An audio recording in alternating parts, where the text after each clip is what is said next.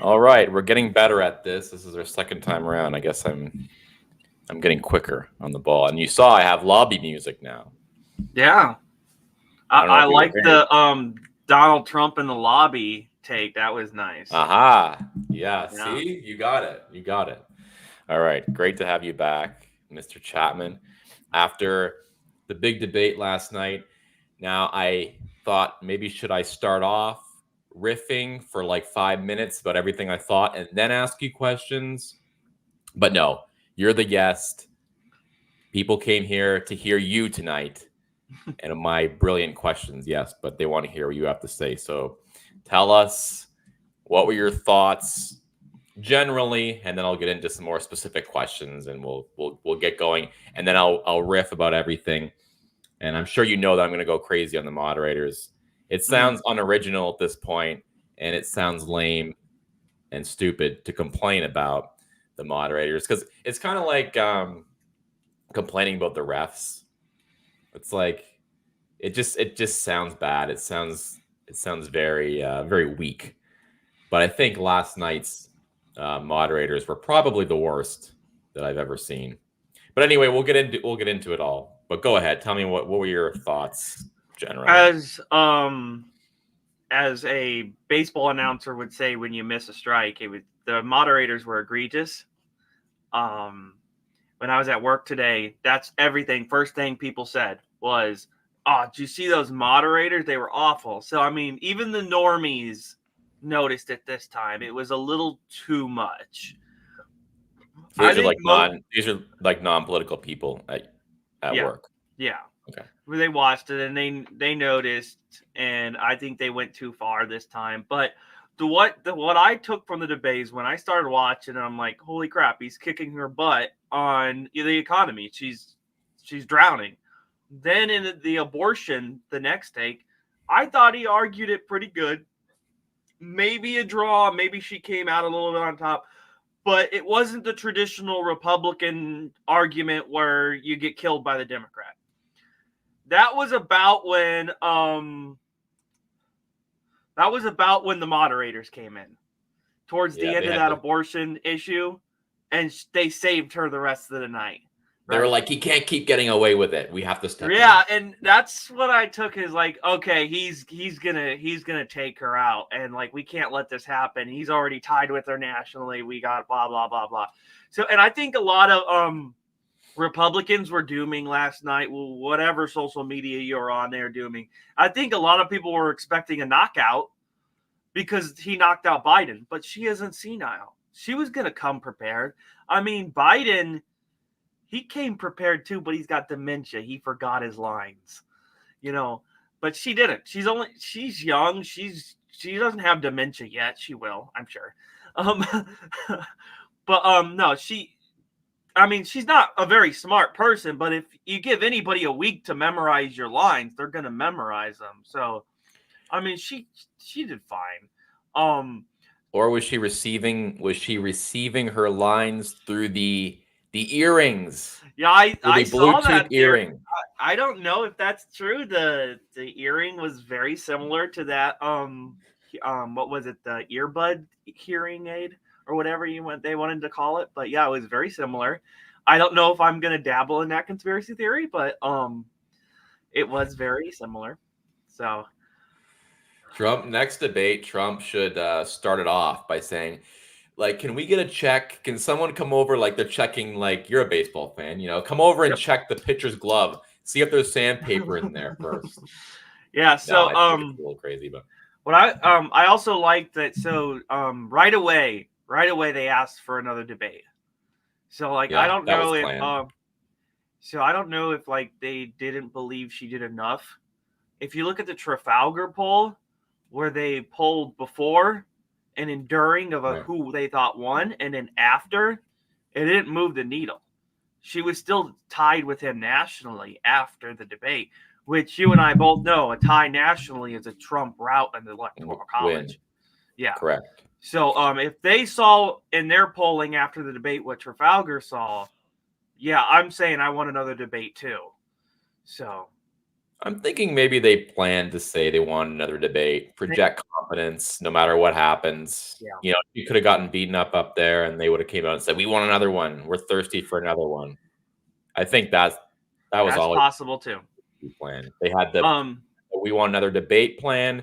They had the Taylor Swift thing planned. It was all a rollout. It's all orchestrated. The Democrats are so good at this stuff. I mean, I don't know if you would say they're good at it, but at least they always make an effort to choreograph everything, and it's all Hollywood garbage. they have Trump, obvious skills that we don't, unfortunately. yeah, I mean, Trump goes out there. He probably didn't rehearse at all, which honestly, I think that's sort of his strength. Hmm. Um, there were a few questions where I thought, wow, he probably could have hammered that point home a little better. But my impression was that we finally saw, and this has kind of been a theme of my streams, and I talked about this when I spoke to you last, Hmm. was that Trump kind of has gone off into this other tangent that I think he's being led there by La Savita and Wiles. And remember, at the debate against Biden, like Biden was horrible, but Trump was like calmer. You could tell he was being coached himself too. They were telling him, be mellow, be cool, be calm, be focused. But last night, it was like the old Trump was back, like combative, Hmm. attacking, That's the brash. Lewandowski. Yes, yes. I think I said that Maybe on your stream last time. Is that things are going to get a you little did. better because Lewandowski's back. You did say that, and maybe it's had an effect because this is like the old Street Fighter we're used to. And people keep saying, "Oh, he took the bait. He took the bait." Well, what do you want him to do? Stand there and look weak and say nothing back to her? I don't He's from understand. New Like, York. Of course, he's going to take the bait. yeah, and it's not even like he's taking the bait. He's just responding. I mean, if she says something about him, he's going to respond to it. It's a You debate. had to know he's going to respond to the crowd size thing. The crowd size, what did she say? 400 million or something. What was it from his father? Yeah. Obviously, they're attacking his business. They're attacking what he's done. Obviously, you know him. He's going to respond, and I Right. don't really have a problem with that. I don't have a And problem with him responding. the 400 million from his father, I believe it was actually a $1 million loan. You know what they've done though? They've adjusted it for inflation. They just said, "Oh, Yeah. it's the same thing as 400 And million." and it was a loan. He had to pay it back because his father was nowhere Yes. near as rich as Trump got. Oh no. As Trump said quickly, I think he answered that pretty well actually. He said pretty quick like my father was in Queens and Brooklyn, small developer, Right. It and was I a turned it into slumlord. and I turned it into a $1 billion company. I thought that was a pretty good answer Yeah. actually. Yeah. People keep asking me how I thought it went, and I kind of have to have two answers because there's one answer how it went politically and how it's playing politically. And then there's another answer I can give, which is whether or not I liked it and whether or not Mhm. I prefer the Trump of last night because he's entertaining, he's Mhm. funny. I watched the debate with I think maybe 5 or 6 other people, two of which were like liberal people, Kamala, whatever. One of them said she was an independent. I don't think she was. I think she was for Kamala. But whenever he would come up with one of these jabs, everybody laughed. Like even the people who don't like him were laughing. And it's like this kind of performance, you could not have Ron DeSantis put on this kind of performance. No. You couldn't have JD Vance put on this kind of performance. It's like there really is no one who can do it like him. And I think whenever we're trying to make sure he's more polished and make sure he's more presidential and scripted, like we're extracting out of Trump the thing that makes him Trump. It's like telling McDonald's stop selling hamburgers, sell like salads and whatever. It's like you're trying to change the thing that people love most about this product, and you're trying to change it into a product that it's not. And by the way, a product which we've tried before. We've tried polished, we've tried scripted. We ran Mitt Romney, he got his ass kicked, okay? We ran John McCain, same thing. It's like these Republicans, and I'm so sick of listening to people say, well, if he was more polished, if he was more polished. No.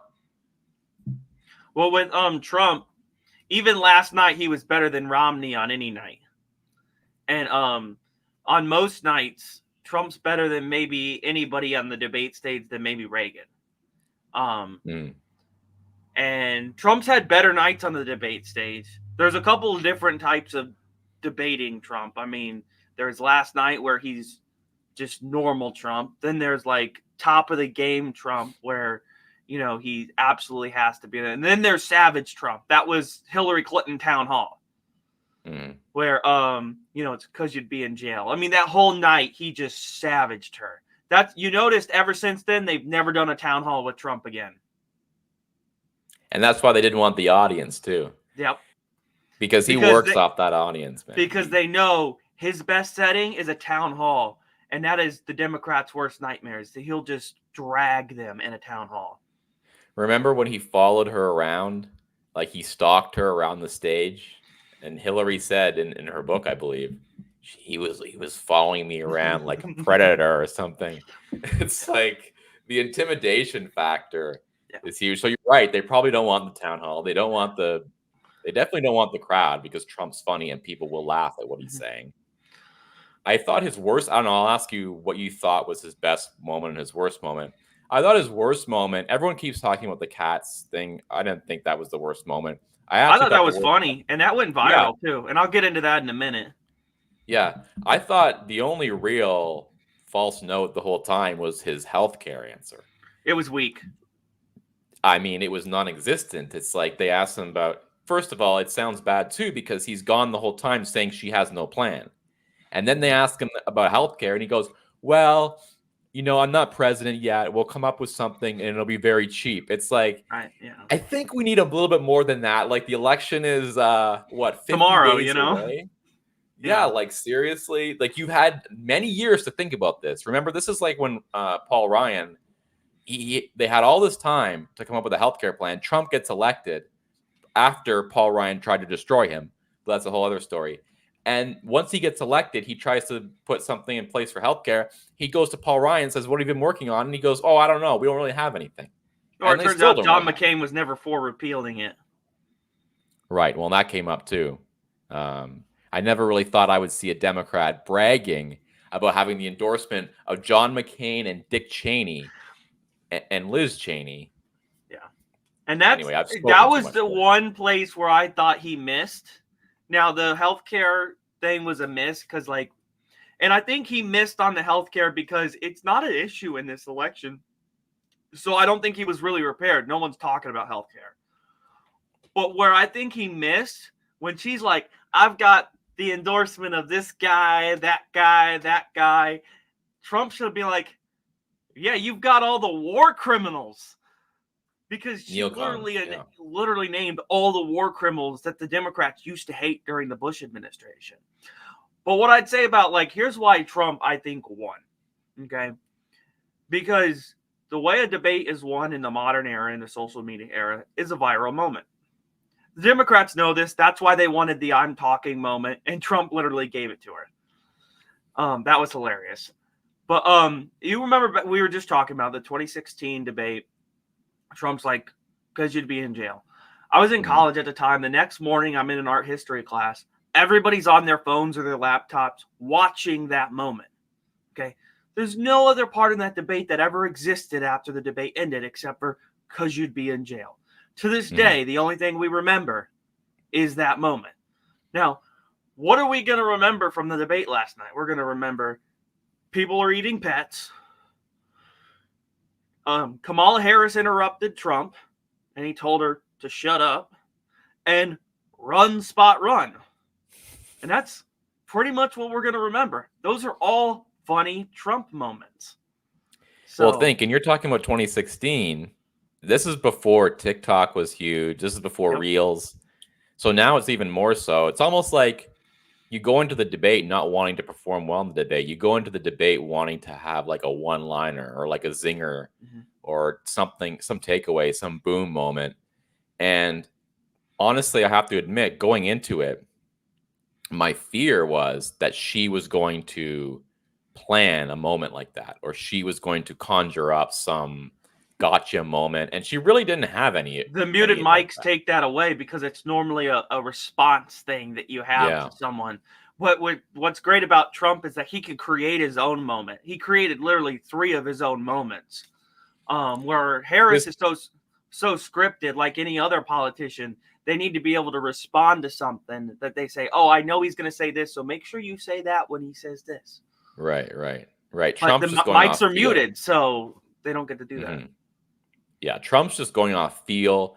He's going on gut instinct. He really thrives in that environment. I mean, he's working off of the moderators. He's working off of her. And what I noticed too is that he found out early on that when they tried to shut him down and he just kept talking, they would bring his mic back up. So many times you saw him, he would just Yep, power I noticed through that. and Yep. they would bring it back up. So he was very smart to notice that. But even when he said to her, "Quiet, I'm talking," he has incredible timing. Like this is stuff you can't even teach, right? Like this is like he goes, "Quiet, I'm talking," and then he lets it sit for 2 seconds. He goes, "Sound familiar?" Yes, it was great. Bro, like I can't believe he managed to work that moment in. It's just like, how does he do it? He had to have been waiting. I don't know if he was waiting for her to interrupt him. Like maybe he had planned it and thought, "Oh, she's gonna try and interrupt me, and then I'm gonna go in." Or did he just do it on the fly? I have no idea. That was the first 20 minutes of the debate too, and that's when I was like, he's killing her right now. And that's before the debate moderator stepped in and saved her. You know, and he's just like he gave it to her, and I'm like, oh my god. And I mean, like, because everybody knew she wanted to do that, and he did it to her. Mhm. And it's just, that is just classic Trump. Okay, talk about the moderators a little bit, I guess. I don't want to sound like we're just whining, but I have never seen it this bad. The last time I remember it being this bad, and I don't know if you recall this, but is Candy Crowley in 2020 when she was stepping in and rebutting Mitt Romney. But and the one that You stands mean out to me, 2012? 2012, sorry, Yeah. 2012, not Nope. 2020. Obama versus Obama's reelection campaign when Candy Crowley stepped in. The one that stood out to me last night was when they asked Trump whether he lost the election or not. And they said, "You said what by a whisker?" And Trump kind of goes, "Well, I said that while I was being sarcastic." And then David Muir, or that's his name, right? David, is it David Yeah. or Brian? Yeah. David He Muir. goes, "Well, it didn't seem sarcastic to me." It's like, who cares what you think, dude? Like, no one cares if you thought it was sarcastic or not. And it's just stuff like that. It's just nuts. And then I find out, which I didn't know, because I kept telling people, "Don't worry, it'll be fine." ABC, David Muir, whatever. I've seen him. He's not an ideologue. But boy, was I wrong. And now I've heard that Kamala Harris, is it her friend or something who runs Yep. it? What is the connection there? I'm not totally clear on the connection, but she has friends that are high up in ABC. That's why they were so keen on it had to be ABC, it had to be ABC, right? And Trump was like, I'm in a lawsuit with Stephanopoulos. I don't want to do it, you know. Right. But he did it because, well, you know, Trump, sometimes he just gives them what they want. So what the one moderator thing that I always remember is the town hall again, where he went savage in 2016, where who was it? Martha Raddatz, I think it was Well, in the town she was doing the town hall post with game Clinton. last night. Yeah, I think it Yeah, was Martha Raddatz in the town hall with Clinton, if I remember right. and Anderson Cooper. Yeah, and she was trying to save Clinton, and Trump turns to her and says, "Oh, now it's 3 against 1." Yes. So He should have said something like that last night. He didn't really say anything about them being too biased last he night. I didn't think it would have need been to last night because it was so obvious. It was the most obvious it had ever been. People saw it, and probably the most obvious moment when Trump's talking about them eating the pets. Muir comes in, "Oh, we reached out to the city manager, and he said that didn't happen." It literally happened. You could Google it. It was real. You're like, Yeah, and what's the city lying. manager going to say? City manager going to say, "Yeah, sorry, it's happening. We're trying to work on it." What? And what's a city manager anyway? Why are you reaching out to a city manager? Why not the mayor or the police who arrested this person? Like, that's like reaching out to an engineer about someone shoplifting at Walmart. Yeah, I mean, even he could have even said something different. He could have said we reached out to the city manager and there's been, we're working on that story. No, they just shut it down. Like Yep. it can't even be possible. Yep. So Gotcha, Trump. yeah, it's just, and she wasn't as bad, but there were moments where she would interject and go, not Kamala, the moderator, Mm-hmm. Lindsay, whatever her name was, and she would interject and go, "That's not true, actually," and then she'd move on to Kamala. It's like, and I heard someone say today, it's like they went to Trump and they said, "Mr. Trump, you said this horrible thing. Why'd you say that?" And he would answer, and they'd go to Kamala and they go, "Kamala, Trump said this horrible thing. Why did he say this horrible thing?" It's like, this isn't questioning. This isn't a debate. Yeah, the Lindsay chick, her moment was, there's nowhere in this country where you can abort babies late term. Right. Where there actually are states where you can do that. Virginia, right? And he messed it up. He said West Virginia at the beginning. Yeah, he does that sometimes. Nobody caught that. I thought she would catch it. I thought Kamala would say something about it. I think the thing that hurt Kamala the most, and actually Frank Luntz, who's a total partisan for the establishment, I was actually live tweeting this, was her facial reactions. Her facial reactions were probably hurting her the most. Yeah, that was the one that was the most bizarre. It was like, oh, really? Yeah. Are you trying? I know what their strategy was. It was the split screen. They wanted to show how great she was versus him, but you came off as a total bitch. Yeah. It's like, I think they coached her into that. I wouldn't be surprised if they taught her to do that. And just a note, I know I mentioned Richard Bears before. He was talking about today that the problem that Harris has is that the remaining undecideds are majority male, and men don't like bitches. I was having a tiny debate with one of the people I was watching this debate with last night. He was for Trump, but he was going on about how Nikki Haley should have been the VP, and I was kind of saying to him, like, because he said, well, women is who Trump needs, and women is who he's losing with. And I said, well, actually, the last election, it was white men who he lost with. That was the section he went. That was the demographic that he went down the most in, and particularly non-college white men, so white working class white men. And I don't see how picking Nikki Haley would have appealed to them. So I think, honestly, that's the group he needs to target right now. That's the group because a lot of these women, they're not voting for him. There's nothing he can do to win. Like, what could he have said last night that's going to get, like, the suburban woman to vote for him? Like, and there are some literally come out for abortion and they still wouldn't vote. Like, if there are some polls that are literally showing Trump nationally is leading in the suburbs. As an aggregate in polls. Right. So it's like, it's not like he needs to chase the suburbs. And like, if he's losing women in the suburbs, who cares? You're leading nationally in the suburbs. And I would say with the women gap, you're winning because of Harris turns off men so much. Trump now has a bigger lead among men than Harris has among women, which, by the way, never happens. The lead among women is always bigger than Republicans. No, so Trump's gender gap is bigger now. So, I mean, he doesn't need to go chase the single cat lady. He just doesn't, because he's got a bigger lead among men. Well, he's lost that now that the Swiftie endorsement has taken. Did you see how she signed her endorsement letter? Sincerely, single cat lady. Childless cat lady. I thought it said single cat lady. Maybe I can't read. I don't know. It might have said single, but I think she was playing off of JD Vance's. Yeah, it was definitely JD Vance.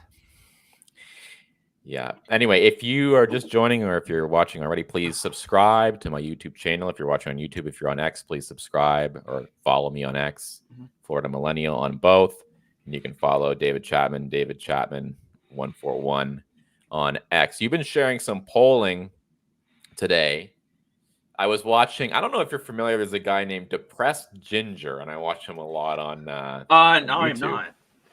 He's got a huge following. He does politics. He was showing polling today, and your tweet came up. I was like, oh well, there's David Chapman right there. Okay. And I don't know which one it was, but maybe you could tell us because I haven't looked at a lot of polling today.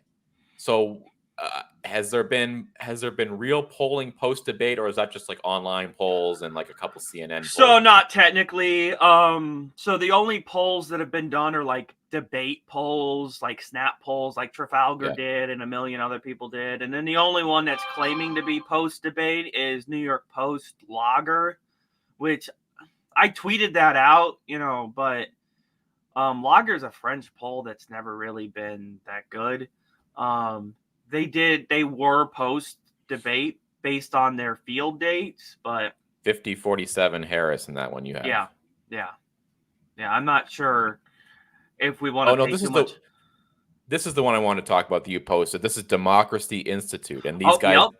these guys got 2016 correct. Oh yeah, they so that pollster, he'll send me every time he finishes a poll, he'll send me it in my DM. I'm assuming he does that to a lot of people because he wants like retweets, and I'm cool with that. I like him.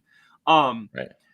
He so I'll just post it and I'll tag him. I think I forgot to tag him this time though.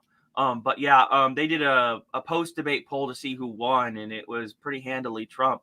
And I think what makes their poll more credible is that they actually polled to see who thought it was a draw. And it was like 21% said it was just a draw. Yeah. So 45 Trump, 34 Harris, 21 draw.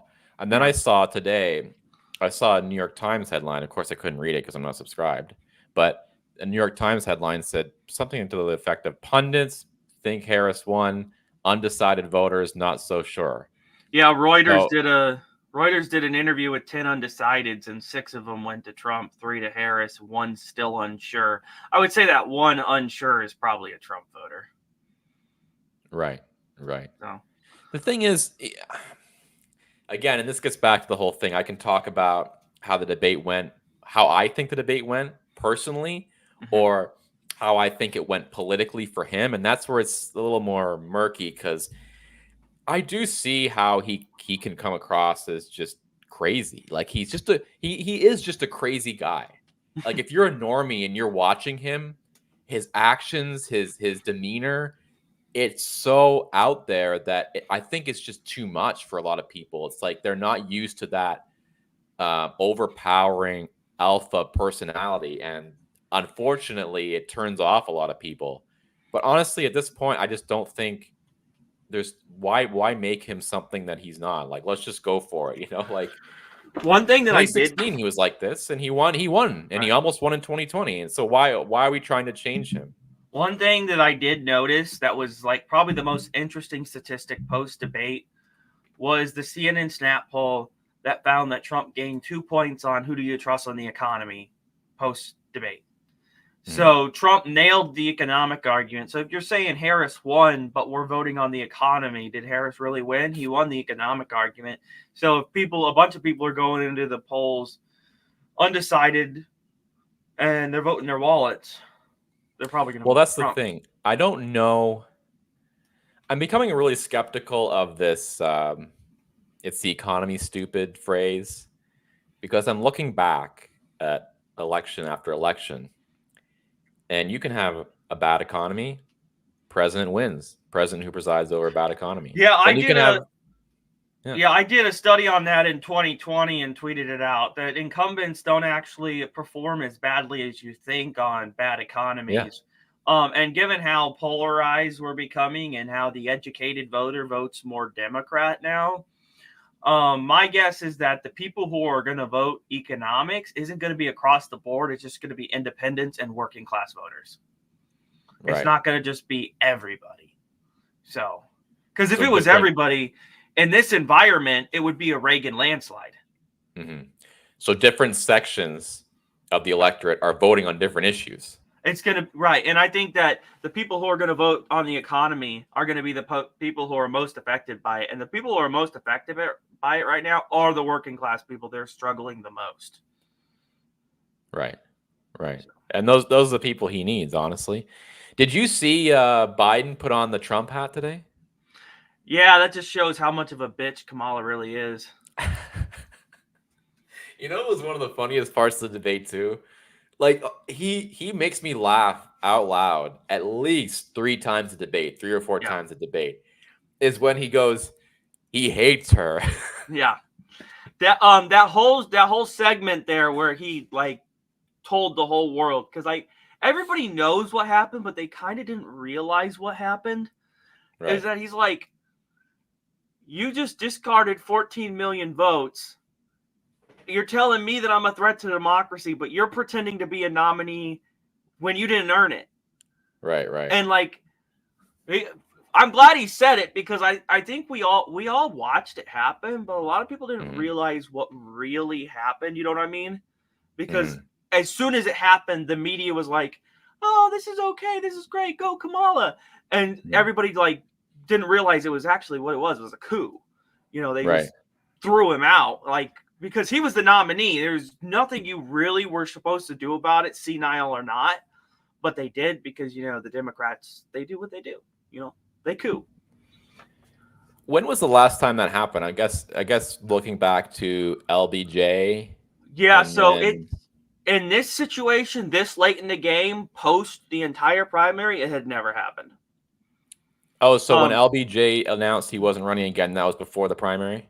That was, he had competed in New Hampshire, and that was it. Okay. Did he lose it?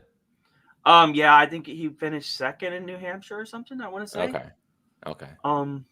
Yeah, because I mean, she's literally, you can't even say she got primary votes in, because didn't she drop out before there were any votes in 2019, 2020 when she was in the primary? Yeah, she didn't even make it to Iowa. She did not. In fact, she dropped out. I don't even think she was on any ballots. That's how. So nobody has ever voted. She has never received a vote other than being on the Biden ticket. No. Only for vice president. Never for president or the nominee. And that's what Trump was saying. And it was like, you're pretending to be this nominee and no one voted for you. They voted for your boss, and then you told him to get. And that's why he hates you. Right. Also, that's a pitch, too. Because those people in Scranton who voted for Trump and then voted for Biden, they feel wrong. He's telling them, hey, remember me, right? Remember me. You voted for me once. Right. I want to ask you, because I didn't ask you about this last time. I should have. About this Alan Lichtman guy and his 12 whatever. What do you think about that? So from what I can tell, he changes his prediction multiple times throughout an election year. Well, yeah, and I think there's something on there about the incumbency. Yeah. And he's giving Kamala the incumbency. She's not the incumbent. Not anybody who says she's the incumbent doesn't understand. She's the vice president, but a vice president is not the incumbent. Exactly. All of his keys are subjective. He'll say that there is no foreign policy blunders, but there's been several under this administration. He'll say that the economy is fine when it's not. He'll do all of that stuff. It's totally subjective. It's his opinion. I've gone through his keys. I think you have to have 6 keys to fall before you say the incumbent's going to lose. I've gone through his keys. I have Trump winning. I mean, and he has Harris winning. So it's totally subjective. Interesting. So is there any moment you thought was effective for her last night? Well, we'll start with good moments. I guess I'm too partisan to understand where her good moment was, but I know where her try and take off your take your brain out of your skull and replace it with Normie. Now it's Normie brain. Normie brain Chapman is sitting there at home. He's undecided. He doesn't like anyone. I hear this all the time. I don't like anyone. I haven't decided yet. And I did. And this is what they always say too. Like, I'll see them on podcasts and stuff, because I always watch this Mark Halperin podcast and they bring on all these people. And he'll say, tell us who you're voting for and who did you vote for in 20 and 16? And they'll go, well, I'm undecided. I don't like anybody. And then they'll go, in 2016, I think I voted for Biden. It's like, what? You think? Like, some of these people, you wonder, like, how have you not made up your mind yet? Like, I almost have more respect for, like, Taylor Swift, or like someone who's just like a total leftist who's like, yeah, I'm all in for Kamala, than someone who goes, yeah, I don't know. Like, how much more evidence do you need? How much more do you need? More debates? Do you need more rallies? Like, I don't know what it is. Okay, sorry, I went on a rant there, but go ahead. Nope, you're good. Put your Normie brain on. Yeah, I'll try. So let's start with her worst moment. I guess I'll do that. So her worst moment was Yeah. so Trump's tying her into Biden. He's saying she's Biden. In fact, he was subtly doing it all night, in my opinion. Mm. And there was a point where he was doing it very blatantly, and she's like, "Hold on, I gotta respond to something he said." And she's like, "I'm not Biden." Now, when she says that, that's just a terrible response. So she's got to separate herself from Biden, and the simple response of "I'm not Biden, thank you. We know you're not an old man." Um, you got to do better than that. How are you different from Biden? Simply saying you're not Biden isn't going to cut it. That was Would her it worst moment. It was the weakest response to probably someone's biggest concern out there. wouldn't it be smart of her, for example, on the fracking thing? Wouldn't it be smart for her to come out and say, "Yeah, look, Biden was against fracking. I'm not, though. We have a disagreement about this. I was his vice president. I had to, I had to support the administration. We have a differing opinion on this. Like how, I really don't know why they wouldn't just do that. And the same thing on on abortion. Like she had a really bad moment where, or was it abortion? There was something where Trump asked her a question. Yeah, Trump said, "Would you support any?" Because their standard line is, "We just want to go back to Roe v. Wade." Right. But obviously, that's not really going to happen in that way. It's going to happen state by state. So Trump very cleverly asked her and turned to her and said, "So would you support 4 months, 5 months, 6 months, 7?" And she goes, "Oh, please!" Like you could tell she did not want to answer, and Right. she deflected it. Because I don't know.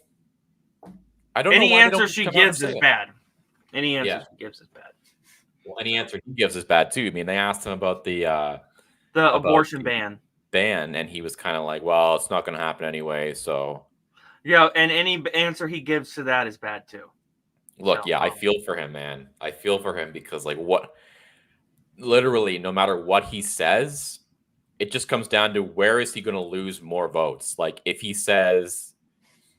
moves to the left on the issue and says no, I'm not going to sign a ban, then you run the risk of like losing some of the pro-lifers. And there are so many people, and I know this working in politics. I was working on a campaign once in a very left-wing area, and I was getting calls from this woman every day, and she's saying, "We want the candidate to go and speak at this pro-life, blah blah blah blah, and we want him to sign this pledge." And I'm like, look, I am pro-life, but I cannot get him to sign this. Like he's going to lose if he does this. right. And then those people, by the way, I respect the position because I actually agree with it.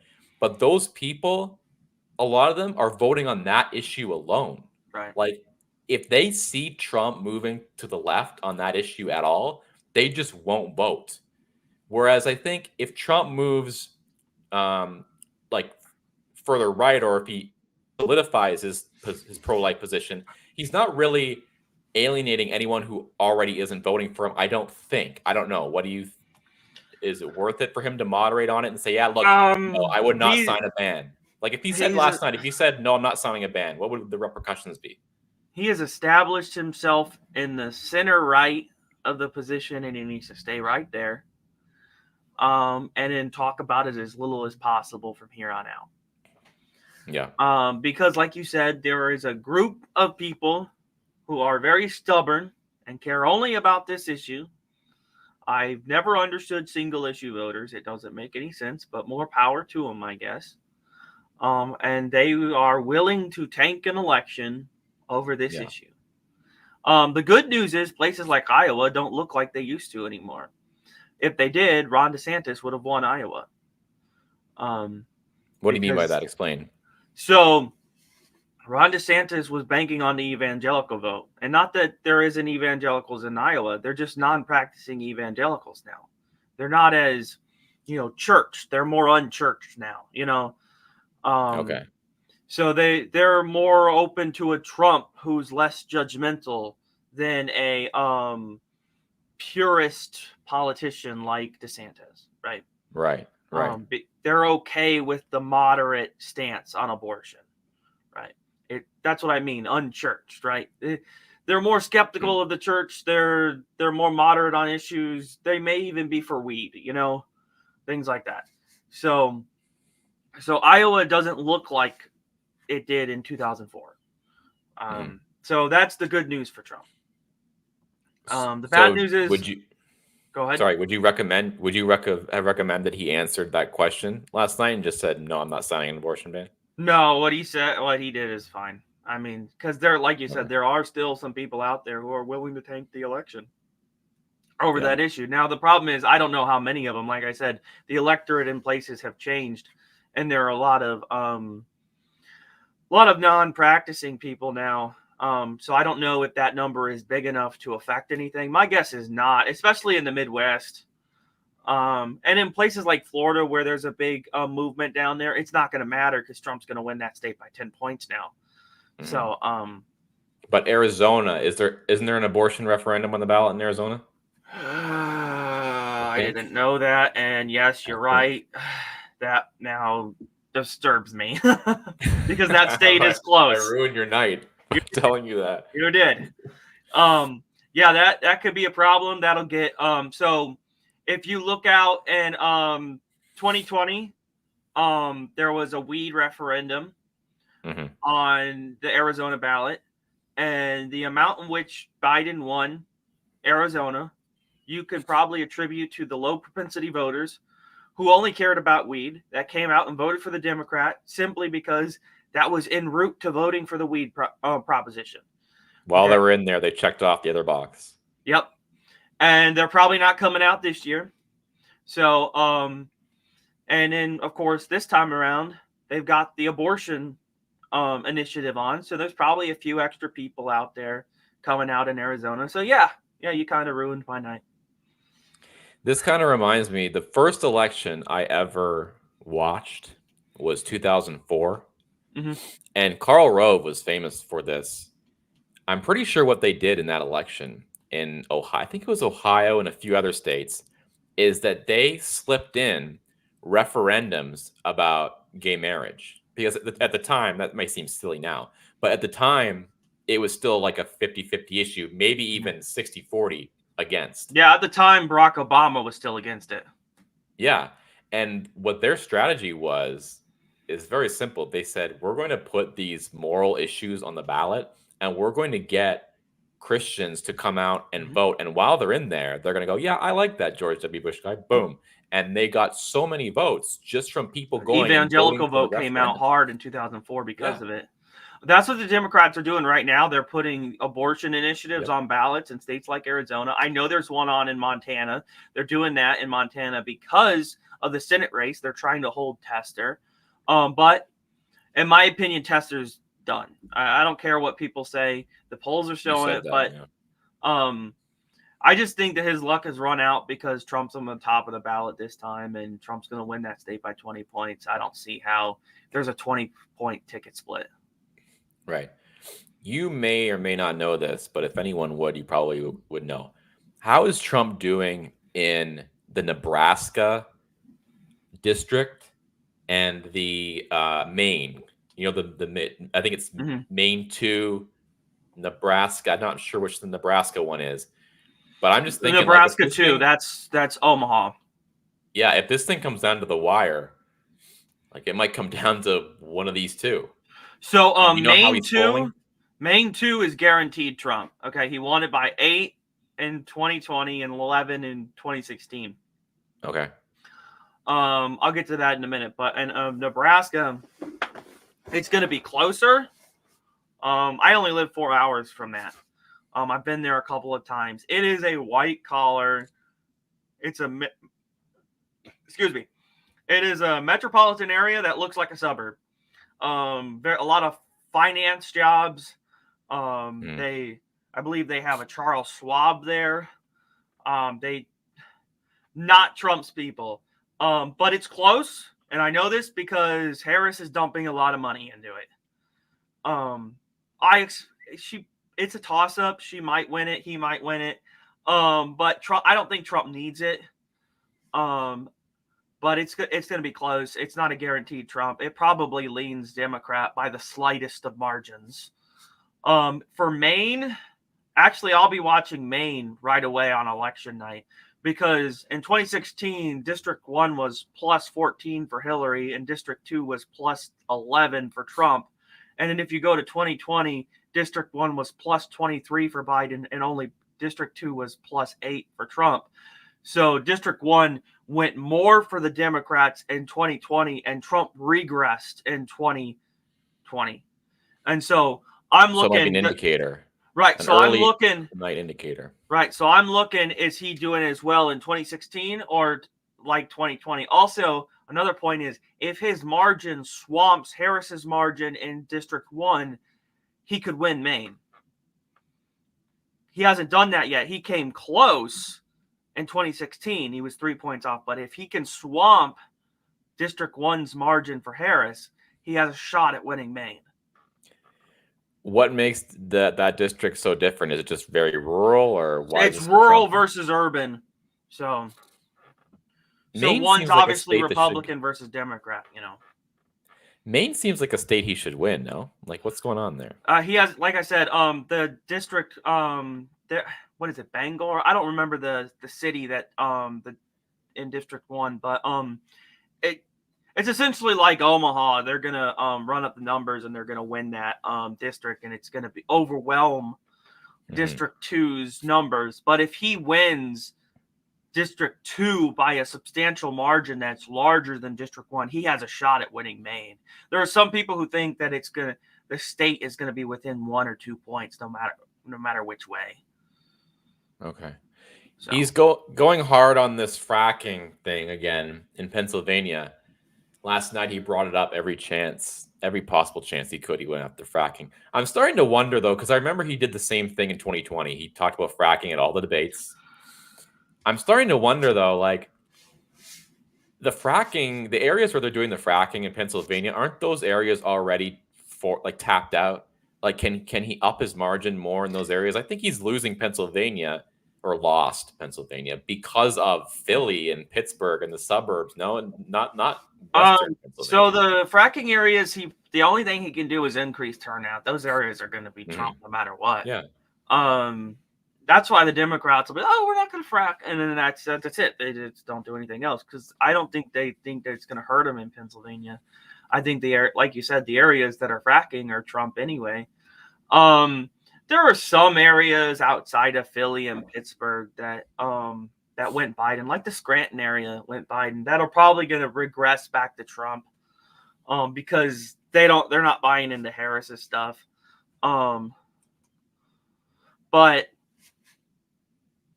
Pittsburgh, the suburbs around there are usually more conservative than the suburbs around Philly. We'll see what the suburbs around Philly do this time. If the polls are any indication, Trump should be doing better in the urban areas this time around than he has the last 2 times. And he did a little better in 2020 in the urban areas than he did in 2016. And he did better. He did better in the urban areas in 2020 than 2016. Yeah, and that would be. What was it? The suburbs? The suburbs must have hurt him then. A little bit. He regressed. I think he still won overall across the country in the suburbs, but obviously there were some suburbs that hurt him in the states. But I think that would be a great way forward if the Republicans could improve in the urban areas. If they could be like 35, 39% in the urban areas, that would be such a game changer going forward. Right. Imagine getting 39% in Chicago. Yeah, or I'm thinking like Atlanta too. Atlanta's where they really have a tough time in the suburbs there. I mean, those suburbs used to be red, or at least purple, but now you look at them and they're just blue, blue, blue. So I don't know if that's something he can fix, because a lot of it I think is just personality. Honestly, it's just suburban men too, but mostly women who are just the suburbs are more educated than they used to be, and the educated votes going Democrat now, and that's a huge problem. And it's not an issue that started with Trump. It started with Romney and before too. It's been slowly going Democrat, mainly because of the colleges. They're indoctrination camps now. Do you think there'll be another debate? My guess is yes. The Trump camp is saying they already have one scheduled the 25th of September, but the Harris camp is saying we want it in October. No one knows when the next one's going to be. My guess is there probably will be. Harris obviously needs it desperately. Trump probably just wants to do it. I think he just likes to do them. Yeah, I do too. I think he relishes in it. Do you think no, you said he probably wants to do it just because he relishes in it, but do you think it's beneficial to him to do another one? Because you're going to go through the same thing with the NBC the moderators again. Yeah, I think the next debate, the moderators might pull back a little bit just because the moderators this time were so blatant at what they did. I don't think they'd get away with it twice. That's happened in the past too, where one they've overreached and the next time they pull back. But yeah, it'll probably be NBC. I know Trump's trying really hard for Fox News, but they haven't done a Fox News debate since Chris Wallace left Fox. Because every time they did Fox News, it was Chris Wallace as the moderator because they could trust him as a Democrat. Speaking of Chris Wallace, I saw that Chris Wallace on CNN said that he thought that Trump's performance last night was worse than Biden's performance in the CNN debate, which no one will be worse than Biden in last June's debate.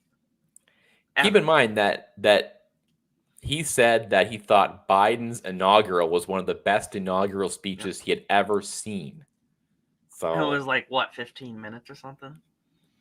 Yeah, and no crowd. All right. Is there anything else you wanted to cover that I haven't asked you about? Any notable things I should know? Oh, I just wanted to shout out. So I am actually gonna launch my YouTube show. I don't know if you've heard of Qantas Polls and News. He does a model and he does polling too. He will be my first guest September 20th. If you guys watching want to tune in, I hope you do. So what is the YouTube handle? Or have you made it yet? Yeah, you could just what is it? You have David? One. You have one already. Yep, I do. I already have one already. You can find it. And I have it posted on X. So Okay, good. Okay. And of course your second guest will be Florida Millennial, I'm sure. Yeah, I'll have you on, man. No, I'm kidding. No, this has been good having you on. We'll have you on again after the next debate. Hopefully the next debate isn't too far from now. But we'll have you back. I still bet it's going to be in October, but yeah, I mean, I was thinking back. This debate is pretty early to be having. Like September 10th is pretty early. I think the first debate in 2016 was late September. Am I wrong? Normally it's late September, then early October, and then mid-October is when the reason I think they're doing it earlier and earlier now is because there's early vote. Right? Well, the Republicans have been pushing for years to do early and earlier debates because of early vote. The Democrats like to do it later despite the early vote because they don't care. You cast your vote, it's done. Right. They got that, what they call it, ballot harvesting. Yeah. I don't want to talk too much about that because I want my YouTube channel to remain here through Election Day. All right, Mr. Chapman, thanks a lot for joining us. Yeah, your insight is always valued, and I appreciate you pushing out the posts and promoting my channel. It's been helpful. Every time you post, I get more and more followers. If you're watching on YouTube now, please subscribe to the channel, like this live stream, and comment. Pretty soon, this audience will grow so fast, you're going to be getting super chats upon super chat questions. It's just going to keep heating up because this election is like I'm kind of waiting for something other major to happen. Like we haven't really had a major. I don't want to. I hope nothing happens, but because we've had so many major events, and then now it's suddenly boring. Yeah, well, we always have an October surprise. The thing about Trump is, I'm not worried. Every other election, you're going, do they have something on him? Is there something that hasn't been released yet? And in 2016, boom, we get the Access Hollywood tape. But now it's I think they've done all they can. There's no other stone to be after they tried to kill him. That was it. They're officially out of things to do. By the way, I thought that was a good line by him as well when he said, what did he say? I almost got my head taken off because of the things you say about me. Yeah. I thought that was a good moment. So, and they didn't want to talk about that. They went right to the January 6th stuff. Yeah, can you imagine? I was sitting there thinking about that when I was watching. I said, if this had happened to a Democrat, we would have heard a whole soliloquy. We would have That would have been the heard first question. Do you the first support? question. Yes, the first question would have been, remember, way back, never mind actual incidents like that, actual attempts. Yeah. They were pummeling Sarah Palin for saying like, we're going to target certain districts or something. I can just imagine if this had been a Democrat, the first question would have been, Mr. Trump, as you know, the happened. Don't you think you need to turn down the temperature? That's what they love saying. Don't you think you need to turn down the temperature on your rhetoric? Yeah. They say it in a way that they're being nice and just when really they're saying, I hate you.